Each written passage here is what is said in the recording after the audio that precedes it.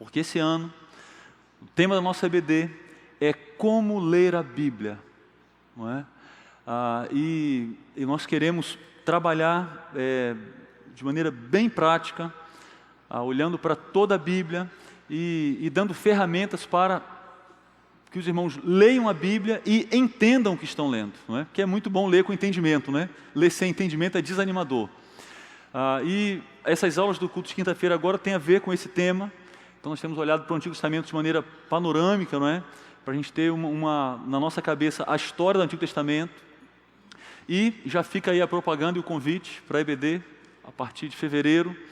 Nós vamos ter 43 aulas. Tem um calendário, né, pastor Fernando? Fizemos um calendário. Nós vamos ter boletins, não é? E de adolescentes para cima aí, todos estudando sobre esse tema. E já quero deixar um convite aí para você. Bom, então, como eu falei na última quinta-feira, nós tivemos a segunda aula de Panorama do Antigo Testamento, e nós vimos então até agora 4 períodos históricos. Nós estamos olhando para o Antigo Testamento e dividindo o Antigo Testamento. Nós dividiremos, né, quando terminarmos as 5 aulas, em 9 períodos históricos. Então toda a história do Antigo Testamento, que é enorme, não é? Milhares de anos de história, muitos personagens, 39 livros. Nós estamos dividindo aquela história em 9 períodos históricos. Até agora nós vimos 4 períodos. Hora da prova então, hein? Quais foram os 4 períodos que nós vimos? Quais são os 4 primeiros períodos da história do Antigo Testamento? Será que vocês conseguem? Vamos lá?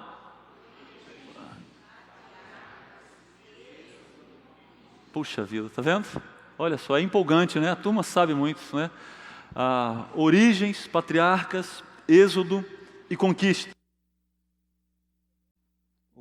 Agora sim. Então tudo começa com o Senhor. O nosso primeiro período, né, ele chama de origens. E aí tudo começa com Deus criando, né? Lidando com a humanidade como um todo. Então nós temos nesse primeiro período 4 grandes eventos. Depois, no segundo período, ainda no livro de Gênesis, nós temos Deus agora lidando com um povo. Ele vai formar um povo a partir de um casal. E por isso Deus chama Abraão. E certamente todos aqui já ouviram falar nele, não é? Mesmo que você nunca tenha lido a Bíblia, você já ouviu falar de Abraão. E ele é um personagem extremamente importante na história bíblica. E aí, nesse nosso segundo período, nós temos 4 personagens, não é, narrados lá em Gênesis. Depois, o nosso terceiro período, que é o período que eu gostaria hoje aqui de citar um evento desse terceiro período. Aí é o período do Êxodo. E aí nós temos aqui 4 livros bíblicos, não é, fechando aí o Pentateuco. E o período do Êxodo, ele lembra a saída do povo. O Senhor chama Abraão e Sara para formar um povo a partir daquele casal. E é o que ele faz. Gênesis termina com a família de Jacó ali no Egito, cerca de 70 pessoas. 400 anos depois, quando você tem o começo do livro do Êxodo, agora eles são 2 milhões de pessoas. Imagine, irmão Mione, 2 milhões de pessoas. A nossa cidade, né, tem 200 e poucos mil habitantes, né? Lá eram 2 milhões de pessoas, agora eram um povo de fato, não é? Bastante gente. E aí Deus os tira do Egito, e o Egito, né, serviu como uma incubadora para o povo de Deus, né, para eles desenvolverem ali, crescerem. E agora o Senhor, antes de levá-los para a terra prometida, que é Canaã, o Senhor os leva para o Monte Sinai. Para que Deus leva o povo de Israel para o Monte Sinai? Para dar para eles uma lei, para firmar com eles uma aliança. Essa lei trazia os termos da aliança. E várias músicas, né, falam de Deus como um Deus de aliança, e lembra isso, e muitas vezes nós não entendemos o que é isso. Deus, ele faz uma aliança com o povo dele. Deus faz um acordo, um contrato com o povo dele, com um propósito. Deus quer conviver com o seu povo. Ele quer habitar no meio do seu povo, porque Ele é um Deus pessoal. Ele é grandioso, mas Ele é um Deus pessoal.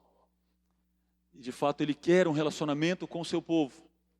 E Deus então Ele vai dar uma lei para o seu povo naquela ocasião.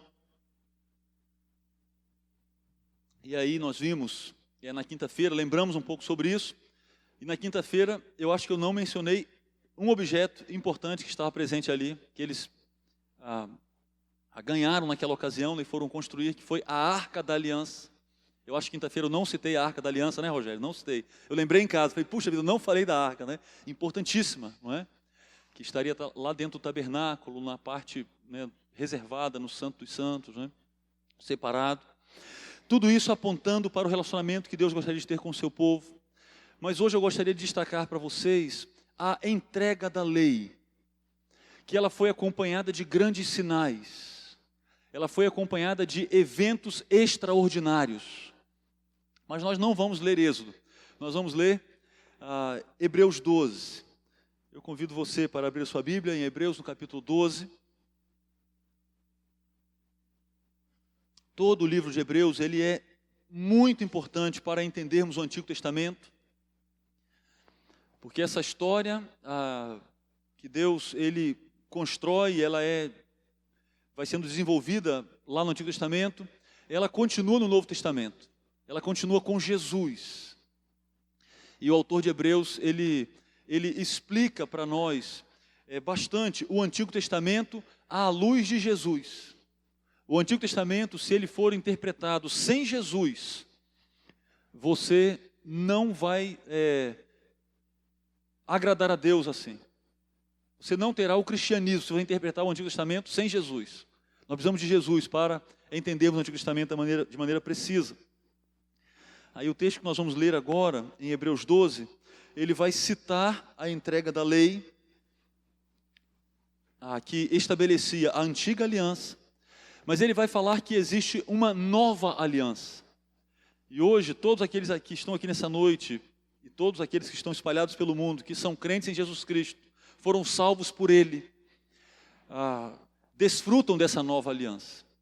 Aqueles que estão aqui nessa noite, que ainda não creram em Jesus, mas se crerem, se confiarem em Jesus, como seu único e suficiente Salvador, podem também desfrutar dessa nova aliança.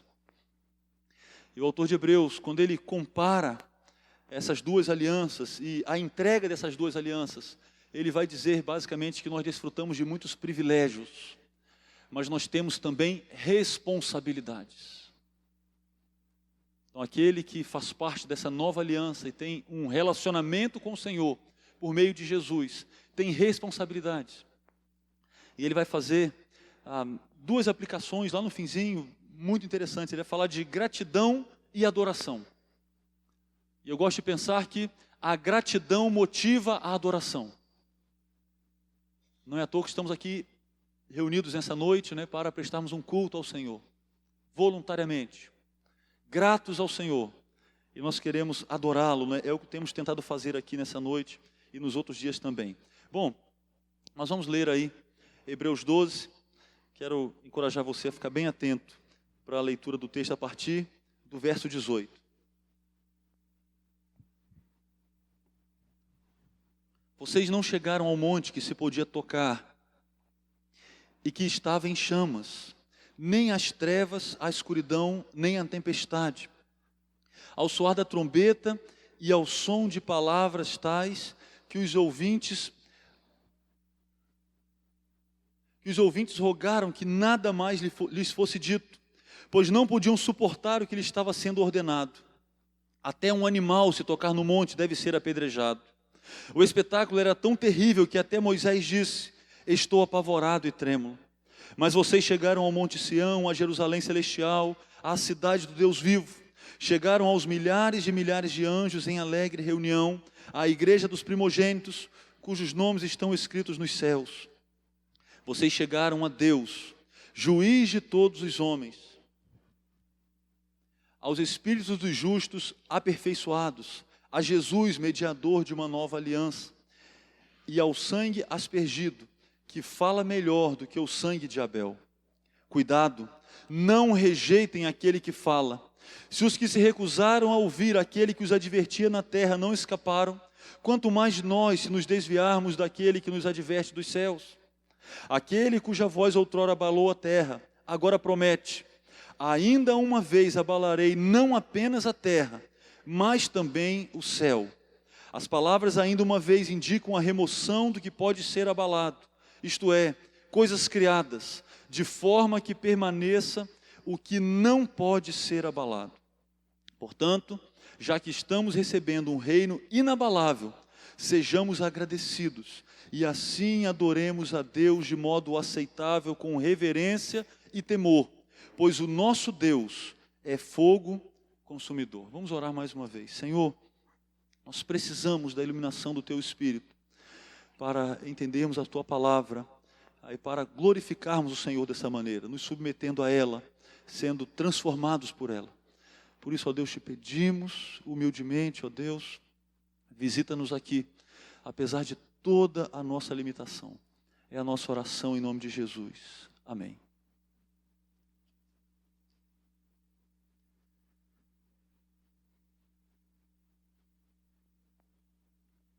O capítulo 12, todo o capítulo 12 desse livro que lemos, ele fala da perseverança com essa nova aliança que é superior.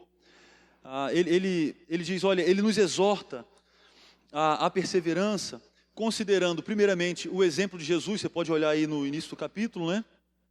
De maneira que os leitores reagissem adequadamente aos desafios da sua fé. A fé em Jesus traz alguns desafios, e os salvos precisam perseverar diante desses desafios. Acima de tudo, olhando para Jesus, dependendo dele, sendo encorajado pelo exemplo dele. Mas o autor aos Hebreus, ele gosta de fazer advertência e encorajamento. E ele vai de um para outro, algumas vezes no seu livro, não é? E no texto que lemos, ele lembra aos leitores de alguns dos seus privilégios pela graça de Deus. Mas esses privilégios, eles requerem uma resposta de fé e obediência. Primeiramente, ele fala dos versos 18 a 24, da superioridade dessa nova aliança. E isso é visto de que maneira? É vista no contraste que há entre essas cerimônias de instituição dessas alianças. Então, olha aí. Primeiro ele fala da grandeza do Sinai, que despertou medo e insegurança. Versos 18 a 21.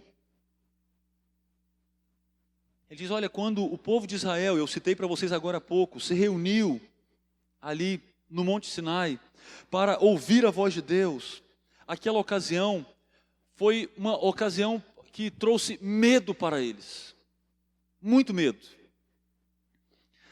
levando as pessoas a suplicar que Deus não lhes falasse mais. Nós vamos ler isso agora em Êxodo. Os israelitas se aproximaram, né, para ouvir os termos da aliança e descobrir o que significava ser uma nação santa, separada para um Deus santo.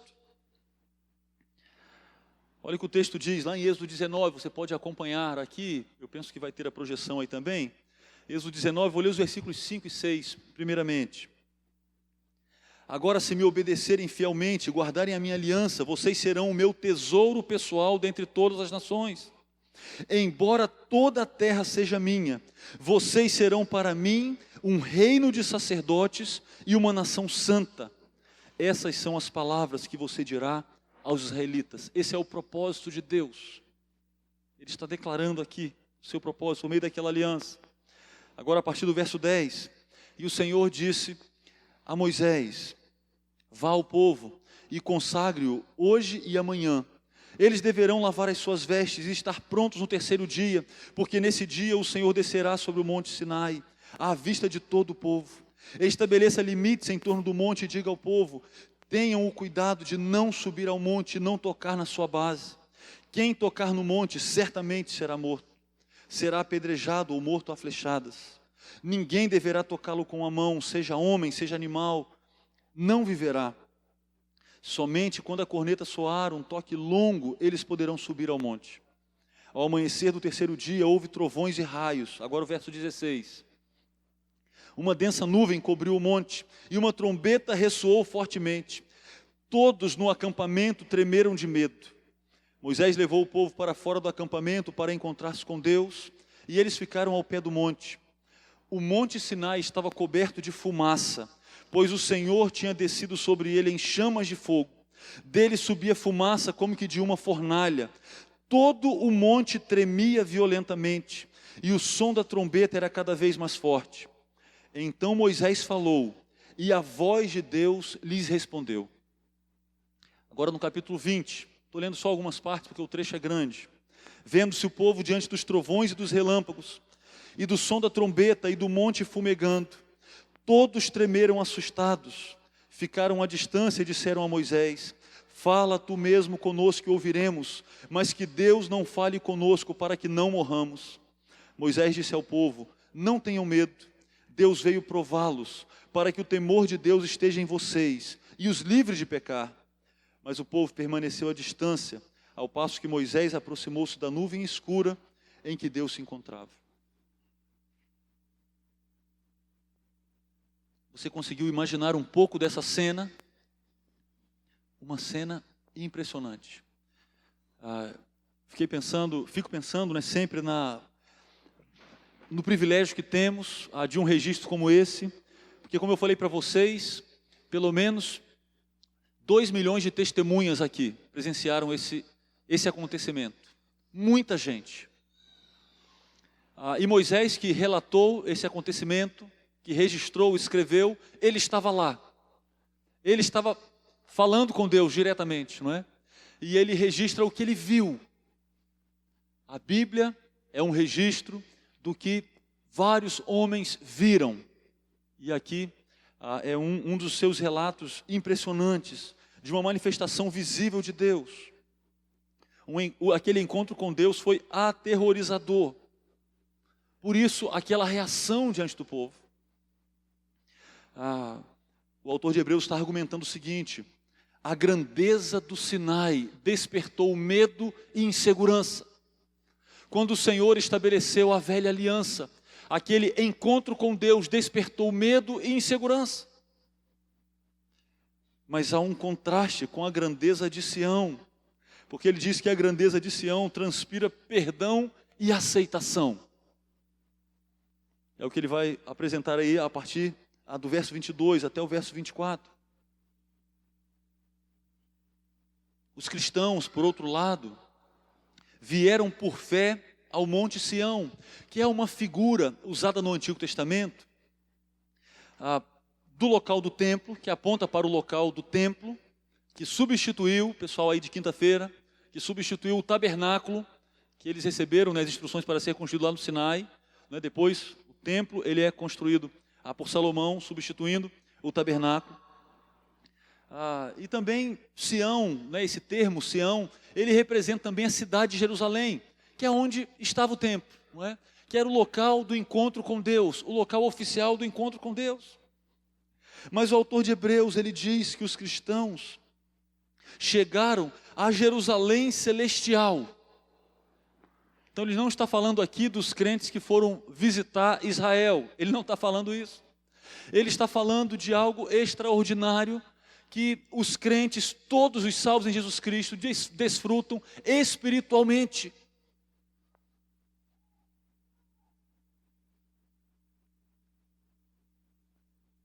Nessa Jerusalém celestial, Deus está em meio a uma assembleia enorme de anjos. Também estão ali os santos aperfeiçoados de todas as gerações. A ênfase aqui do autor está na aceitação por causa de Jesus, o mediador da nova aliança, por causa da sua morte expiatória. Queridos, o que o autor de Hebreus está falando para nós, ele está falando que homens e mulheres, no Antigo Testamento, esperavam essa cidade, a Jerusalém celestial. O Antigo Testamento fala da Jerusalém, cidade, não é, que existe até hoje. Está lá em Israel, alguns irmãos da igreja já foram lá, não é? O Antigo Testamento falava dessa cidade, mas apontando para a Jerusalém celestial, uma realidade maior,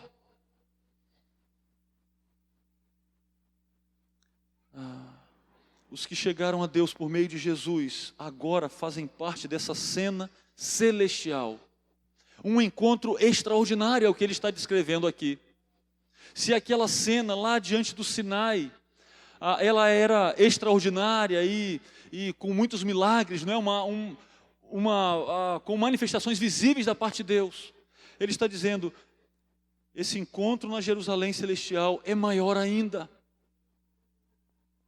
Nessa cidade celestial estão incontáveis anjos em alegre assembleia. E eles estão unidos com os salvos, celebrando ao Senhor. O apóstolo Paulo, ele escreve o seguinte lá aos Efésios, no capítulo 2, versos 6 e 7. Deus nos ressuscitou com Cristo e com Ele nos fez assentar nos lugares celestiais em Cristo Jesus, para mostrar nas eras que hão de vir a incomparável riqueza de sua graça, demonstrada em sua bondade para conosco em Cristo Jesus. O apóstolo Paulo diz que os crentes, eles foram de maneira espiritual ressuscitados com Cristo. E ele está falando aqui de uma antecipação de algo que será real para todo crente no futuro. E ele nos fez assentar nos lugares celestiais em Cristo Jesus. Queridos, agora podemos desfrutar do fato de sermos membros dessa igreja pela fé. Se o seu nome está escrito no livro da cidade celestial, você um dia vai desfrutar de todos os direitos dessa cidadania. Extremamente nobre. Muito mais nobre do que você ter a cidadania do país que você mais admira, não é?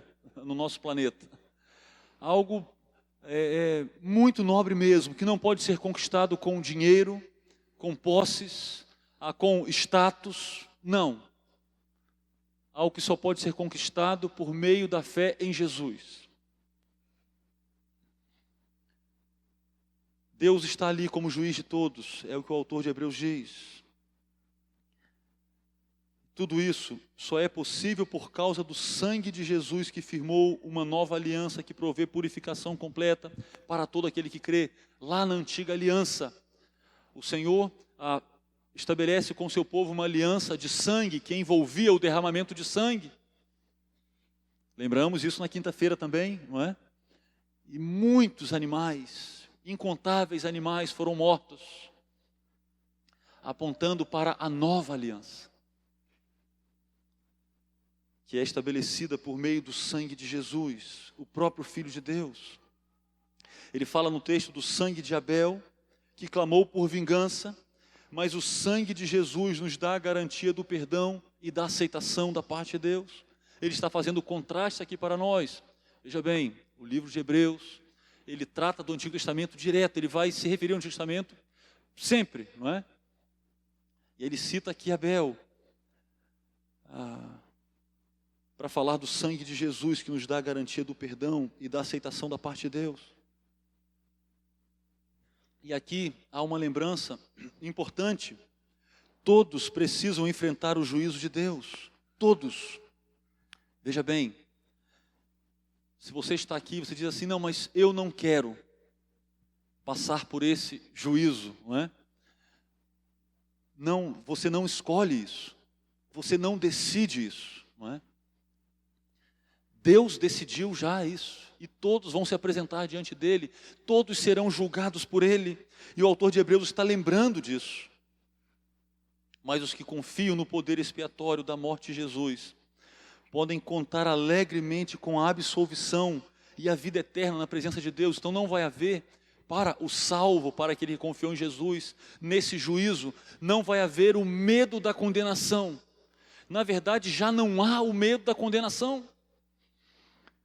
Por isso que a nova aliança nos atrai para perto de Deus. A velha aliança falava do pecado do povo. A velha aliança, quando o Senhor se mostra santo diante de um povo pecador. Um parênteses aqui, sabe o que acontece na sequência daquele evento da entrega da lei? Eles constroem um bezerro de ouro. Alguns dias depois de verem aquilo tudo, Eles constroem um bezerro de ouro e o Senhor fica extremamente irado com o povo de Israel. Aquela ocasião enfatizava o pecado do povo e a santidade de Deus. A nova aliança nos lembra que somos pecadores, mas que o Filho de Deus deu o seu sangue, derramou o seu sangue para perdoar pecadores. E por causa do sangue de Jesus, nós podemos ter um relacionamento com Deus. E por isso há segurança. Por isso que aquele que já creu em Jesus, ele sabe que vai se apresentar diante do juiz, mas ele não tem medo de condenação. Não. Ele vai ser premiado ali naquele juízo. O salvo. O ímpio não. O ímpio será condenado. Todo salvo desfruta de perdão e aceitação por causa da nova aliança selada com o sangue de Jesus. O texto continua. E ele vai dizer agora que a perseverança que é requerida dos salvos significa uma aceitação reverente das exigências de Deus, à luz da sua ira, que é uma mensagem do Novo Testamento também. Então temos algumas aplicações a partir do verso 25. Ele diz: cuidado, não despreze aquele que fala. O autor de Hebreus, ele começa o seu livro com um texto que eu gosto mais. Sempre que eu converso com alguém levanta alguma dúvida sobre profecias, não é? Sobre sonhos, e existe muita dúvida sobre isso, não é? Eu gosto de ler o que o autor de Hebreus escreveu no comecinho do seu livro. Há muito tempo Deus falou muitas vezes e de várias maneiras aos nossos antepassados por meio dos profetas, mas nesses últimos dias falou-nos por meio do Filho, a quem constituiu herdeiro de todas as coisas e por meio de quem fez o universo. E esse texto aqui, ele resolve um monte de coisa, né? Ele diz: olha, não espere sonhos para Deus falar com você, não espere profecia por meio de pessoas, não busque revelações, leia a Bíblia. Leia a Bíblia, porque Deus nos falou por meio de Jesus. Antigamente, ele usou vários métodos. Sonhos, visões, não é? Nesse caso, como lemos aqui em Êxodo, não é? Ele falou diretamente com Moisés e com o povo. Agora não é mais assim. Deus nos fala por meio de Jesus. E você quer conhecer Jesus, tem que ler a Bíblia. E agora o autor de Hebreus, ele traz uma advertência. Cuidado, não despreze aquele que fala. Deus fala por meio da sua palavra. E Deus tem falado a você por meio da sua palavra. A advertência: não rejeite aquele que fala. Ele está dizendo: Deus falou lá no Sinai, e Ele continua a nos chamar da Jerusalém celestial. E alguém poderia dizer: mas cadê Deus? Eu quero ouvi-lo, como Moisés ouviu, como o povo de Israel ouviu, para que eu o obedeça, para que eu acredite nele. Querido, não fique esperando isso, porque Ele não vai fazer isso. Ele já está falando com você, por meio da palavra dEle.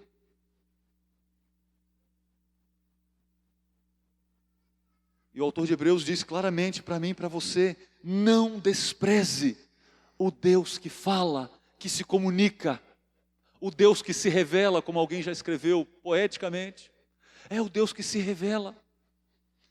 Se Deus não se revelasse, queridos, nós não o conheceríamos. Se Deus apenas nos criasse e Ele não se revelasse a nós, nós conheceríamos os atributos dEle que a natureza revela. A sua grandeza, não é? A sua imensidão, o seu poder, a sua criatividade. Mas Deus não parou na revelação geral. Deus, amorosamente, Ele se revelou a nós por meio da sua palavra. Deus se revelou a nós por meio do seu Filho. Jesus esteve aqui. Nós comemoramos esses dias o Natal. Nós comemoramos a revelação de Deus por meio do seu Filho. E o autor de Hebreus está dizendo: não despreze o Deus que se revela, o Deus que fala. porque Ele continua a nos chamar da Jerusalém celestial. Pela sua graça, Deus nos fala de perdão e aceitação por meio do sangue do seu Filho. Não devemos recusar aquele que fala. Afinal de contas, é Deus quem está falando. E nós o exaltamos aqui com os cantos que cantamos já nessa noite, não é? Falamos dele como Criador, exaltado, não é? Não é qualquer pessoa que está falando. É o seu Criador, é o seu dono, é o seu Salvador, se você já creu no seu Filho. Ele diz, se os que se recusaram a ouvir, aqueles que os advertia na terra não escaparam. Aí ele faz um contraste aqui, não é? Ele está dizendo, há uma maior responsabilidade da parte daqueles que recebem a advertência celestial. Então olha só, não chegue a uma conclusão errada, não é? Pensar assim, puxa, maior responsabilidade tiveram os israelitas que estavam lá diante daquele monte que tremeu com trovões, com uma trombeta e a voz de Deus e algo impressionante. Eles sim tinham a responsabilidade de serem bem crentes e bem obedientes. Eu não. O argumento do autor dos Hebreus é o contrário disso. Ele diz que a advertência é mais severa para nós.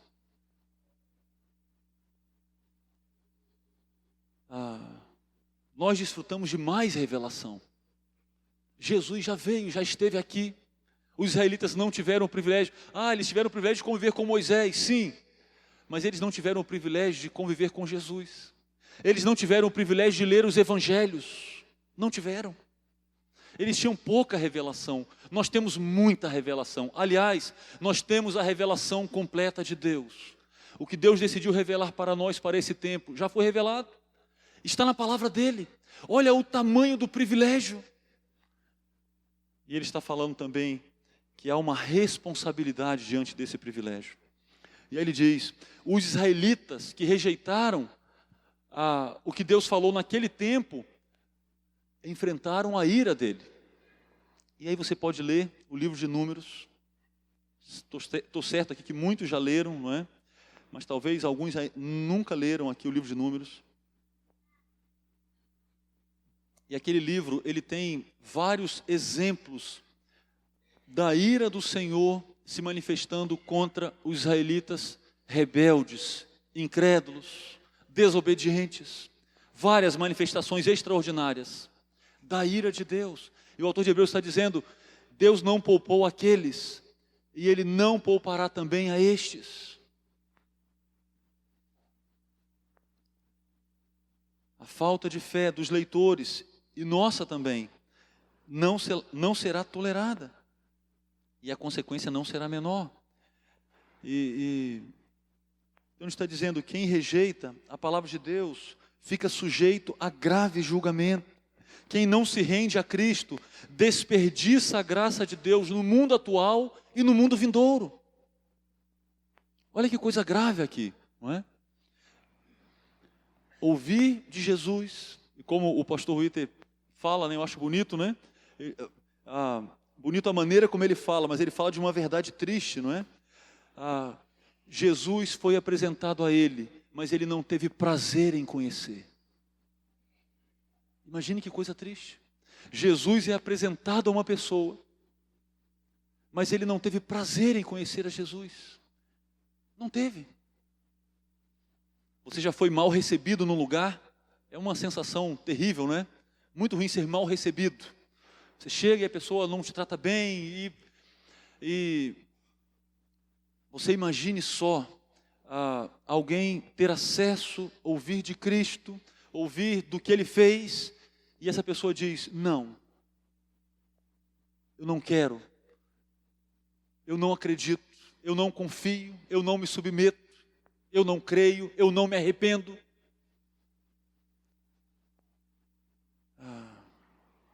O autor está dizendo, não rejeite aquele que fala, não, considere aquele que fala. Aí ele relembra no verso 26, não é? Os acontecimentos físicos na entrega da lei. Ele diz, aquele cuja voz outrora abalou a terra, agora promete. E aí ele cita um outro texto do Antigo Testamento, que está lá em Ageu. Ele diz: ainda uma vez abalarei não apenas a terra, mas também o céu. Ele está dizendo, olha, o terremoto lá no Monte Sinai era uma lembrança da majestade de Deus e da instabilidade da terra. Majestade de Deus destacada e a instabilidade da terra revelada. Mas ele diz assim, agora, esse mesmo Deus, agora ele promete, e ele transfere então o pensamento lá do Monte Sinai para o nosso tempo, para a era cristã. Ageu diz que quando vier a hora do juízo final e do fim do mundo, Deus abalará não só a terra, mas também o céu. Só não será abalado o reino que Cristo compartilha com aqueles que continuam a confiar nele. Só não será abalado aquilo que é inabalável. Sabe o que é inabalável? O reino de Cristo, estabelecido por ele. Verso 27. As palavras, ainda uma vez. Olha o que o autor de Hebreus está fazendo. Ele está interpretando, Rogério, o texto lá de Ageu. Interpretando literalmente. Olhando para cada expressão. Ele diz, as palavras ainda uma vez indicam a remoção do que pode ser abalado. Isto é, coisas criadas, de forma que permaneça o que não pode ser abalado. Ele está dizendo aqui que a posição cristã leva a um estado de absoluta estabilidade. Nós não gostamos da instabilidade, não é? A posição cristã nos leva a um estado de absoluta estabilidade. Estabilidade financeira nesse mundo? É claro que não. Ele não está falando disso. Ele está falando da estabilidade que o nosso coração anseia, almeja. Diante de tantos inimigos, e certamente o maior deles é a morte.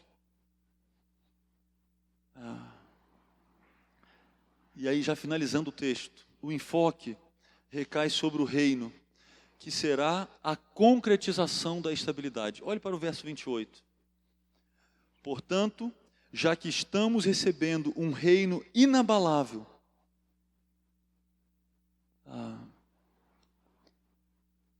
ele diz, olha, os leitores receberam um reino espiritual. Qual que é uma definição muito básica, muito simples de um reino? Um reino é composto do rei e seus súditos, não é isso? O que é um reino?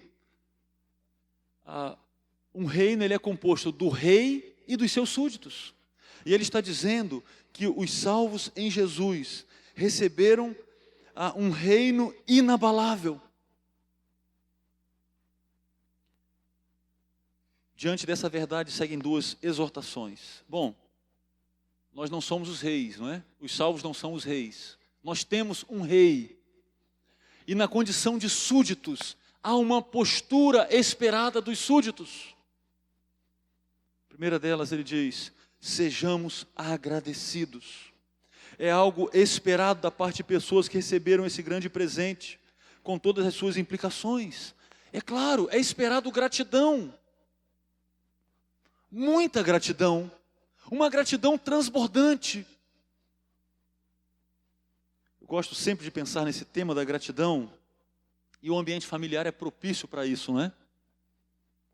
Aí nós que temos filhos, especialmente filhos pequenos, né? A gente tem várias lições para contar, e eu não vou pedir para vocês falarem agora aqui, porque tem muitas histórias, não é? Para falar sobre a gratidão, que coisa bonita é a gratidão, não é? A gratidão de um filho. E ele agradece, às vezes uma coisa simples que você fez, não é? Obrigado papai, obrigado mamãe, foi um dia maravilhoso, né? Que coisa bonita, é a gratidão. O que é esperado da parte de um filho que recebe do seu pai e da sua mãe os cuidados básicos, os cuidados, não é, para a manutenção da sua vida, que já receberam muitos cuidados quando ele era um bebê, não é? E agora, eles já maiores, estão recebendo, aí alguns aqui são adolescentes.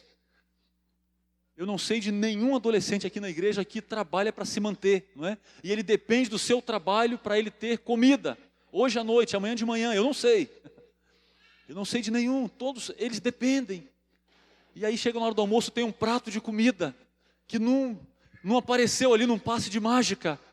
Não, para aquele prato de comida está ali um processo grande, ele aconteceu. É esperado desse adolescente gratidão na hora de comer aquela comida. Não é isso? É o básico. Gratidão, é claro. É esperado da parte dos filhos, gratidão para com seus pais.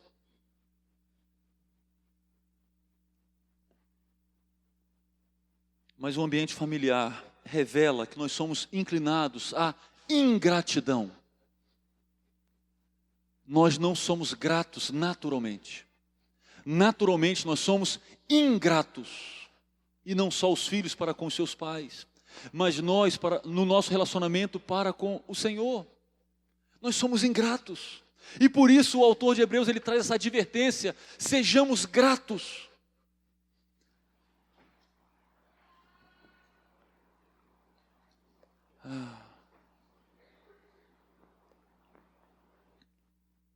Por gratidão, adoremos, sirvamos ao Senhor. E aí ele faz uma listinha aí, não é? De maneira agradável, aceitável. Ou seja, é algo que corresponde à vontade de Deus. Com reverência, uma atitude que reconhece a grandeza de Deus. Talvez algo esquecido no nosso tempo. E com santo temor, ele diz também, não é? Nunca devemos nos acostumar com o que é sagrado. O evento da entrega da lei, não é que está lá registrado em Êxodo 19, 20, lemos parte dele aqui, nos ajuda a nos mantermos no lugar correto. Queridos, nós desfrutamos, por meio de Jesus, de grandes privilégios, inúmeros privilégios. E no futuro desfrutaremos da plenitude da salvação, privilégios maiores ainda. Mas não podemos esquecer que nós somos súditos de um rei que está muito acima de nós. O fato de Deus se relacionar conosco não significa que Deus é como nós, no sentido de limitado como nós, pecador como nós. Não. Ele é santo e ele lembrou isso para os israelitas. E o autor de Hebreus está lembrando isso para nós. E olha como ele termina esse capítulo: pois o nosso Deus é fogo consumidor. E há no meio evangélico um ensino errado, que a gente tem alertado isso aqui, não é? De que o Antigo Testamento fala de um Deus irado, e o Novo Testamento fala de um Deus Papai Noel. E isso é uma heresia. É um ensino muito errado, que compromete as bases do cristianismo. E isso corrompe a vida cristã.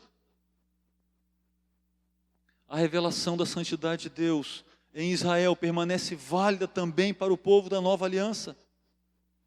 O fogo consumidor é uma metáfora para a santidade de Deus, para o seu zelo e juízo.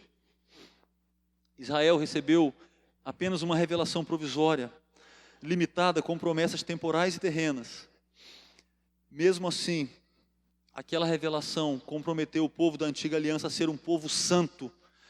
Israel estava sendo chamado no Monte Sinai a ser um povo santo, separado para Deus.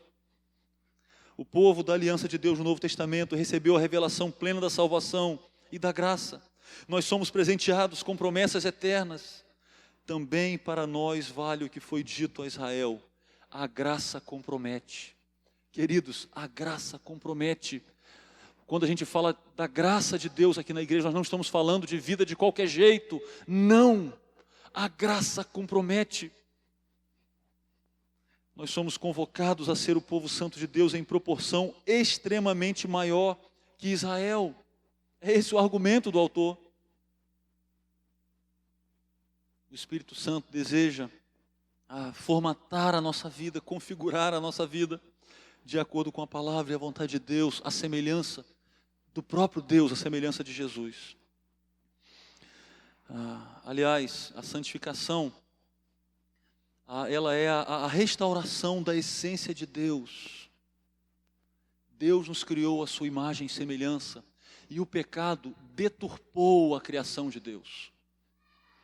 E talvez alguns aqui não tenham entendido isso ainda, Você sabia que mesmo você que não tem relacionamento com Jesus ainda, você foi criado à imagem e semelhança de Deus. Imagine o tamanho do privilégio.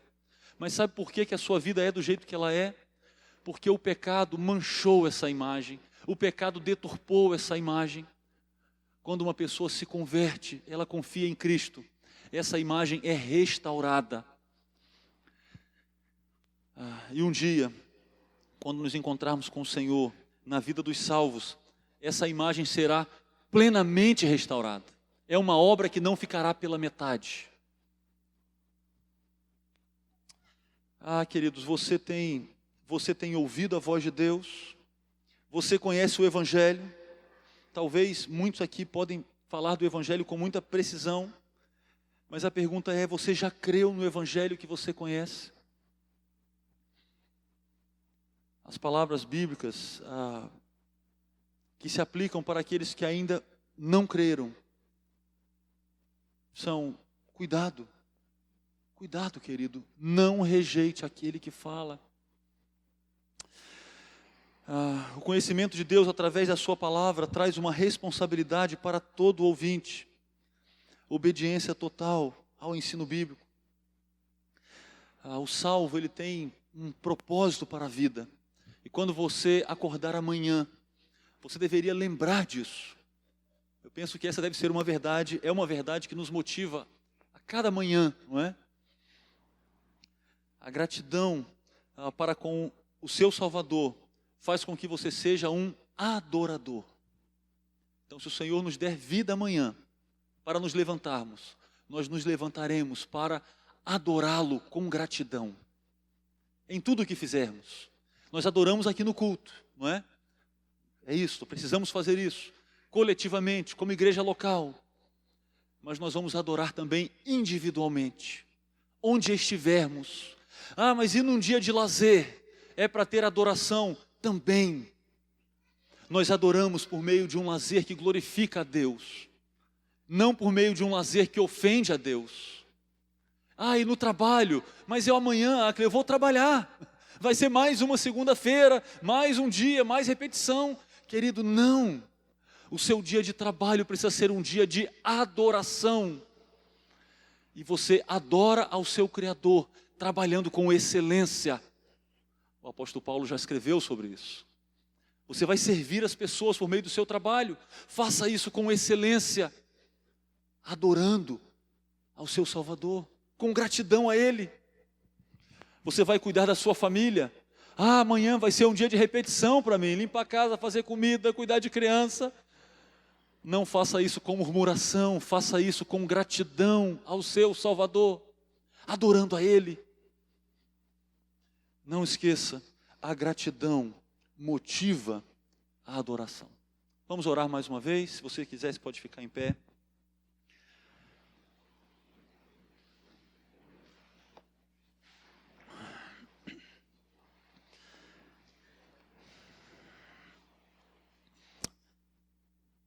Senhor, nós nos apresentamos aqui nessa noite com reverência, com temor, ó Deus, clamando, ó Deus, pela sua misericórdia, pelo seu perdão, dependente de Jesus. O texto que lemos, ó Deus, nos lembra da sua grandeza, mas também temos boas notícias aqui, para aqueles que creram. Ó Deus, muito obrigado pela sua revelação. Dá-nos, ó Deus, ouvidos atentos ao Senhor. Dá-nos, ó Deus, uma compreensão crescente de quem é o Senhor. Para que isso, ó Deus, impacte o nosso coração de maneira que sejamos gratos. Como, ó Deus, nós poderíamos ousar nos aproximar do Senhor se não fosse o Teu Filho nos perdoando, nos purificando. Ó Deus, nós não poderíamos estar aqui, não poderíamos falar com o Senhor por meio da oração, não poderíamos de maneira nenhuma, ó Deus, desfrutar um dia da presença eterna do Senhor, no novo céu e na nova terra. Tudo isso é um privilégio conquistado pelo Seu Filho Jesus. Por isso, ó Deus, nós queremos Te bendizer. Por isso nós queremos apresentar diante do Senhor corações que crescem em gratidão.